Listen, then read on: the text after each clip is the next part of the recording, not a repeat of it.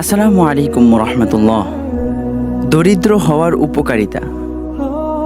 একদিন ক্লাসে এক ছাত্র তার শিক্ষককে প্রশ্ন করল, হুজুর, কিয়ামতের দিন হিসাব হবে কিভাবে?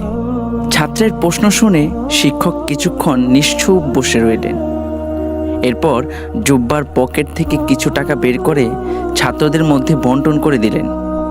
বন্টনের ধারা ছিল এমন: প্রথম জনকে 100 টাকা, দ্বিতীয় জনকে 75 টাকা, তৃতীয় জনকে 50 টাকা, চতুর্থ জনকে 25 টাকা, পঞ্চম জনকে 10 টাকা, ষষ্ঠ জনকে 5 টাকা এবং যে ছাত্র প্রশ্ন করেছিল তাকে দিলেন 1 টাকা। প্রশ্নকারী ছাত্র শিক্ষকের এমন বন্টনে অত্যন্ত মনক্ষুণ্ণ হলো ও ভীষণ কষ্ট পেল।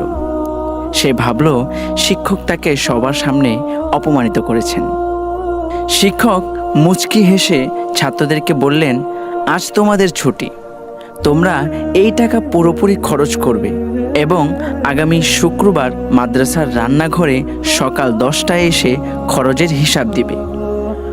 শুক্রবার ছাত্ররা মাদ্রাসার রান্নাঘরে উপস্থিত হলো। শিক্ষক ছাত্রদেরকে চুলায় চড়ানো গরম তাওয়া দেখিয়ে বললেন, তোমরা একজন একজন করে এই তাওয়ায় দাঁড়িয়ে আমার দেয়া টাকার হিসাব দিবে।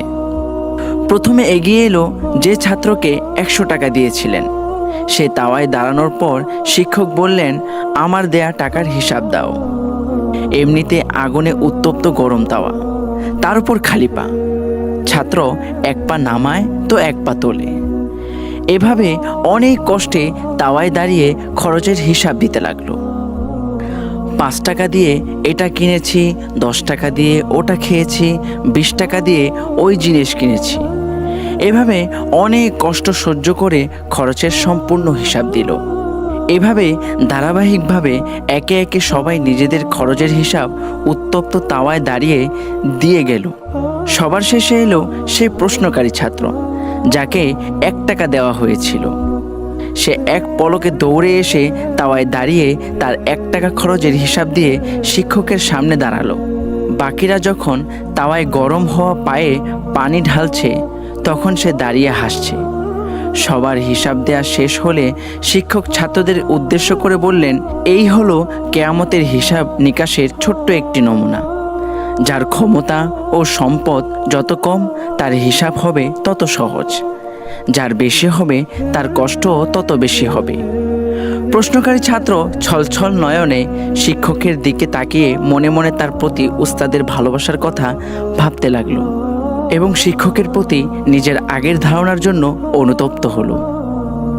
তো বন্ধুরা, আজকের এই গল্পটি থেকে আমরা অনেক কিছু শিখতে পারি। আজকের এই ভিডিওটি এখানেই শেষ করছি। পরের ভিডিও পেতে আমাদের চ্যানেলটি সাবস্ক্রাইব করতে পারো। পাশে থাকা বেল আইকনটি অবশ্যই ক্লিক করবে। আর হ্যাঁ, তোমাদের বন্ধুদের কাছে আমাদের এই ভিডিওগুলো শেয়ার করে দিবে। চলে যাচ্ছি, পরের ভিডিওতে আবার দেখা হচ্ছে। আল্লাহ হাফেজ।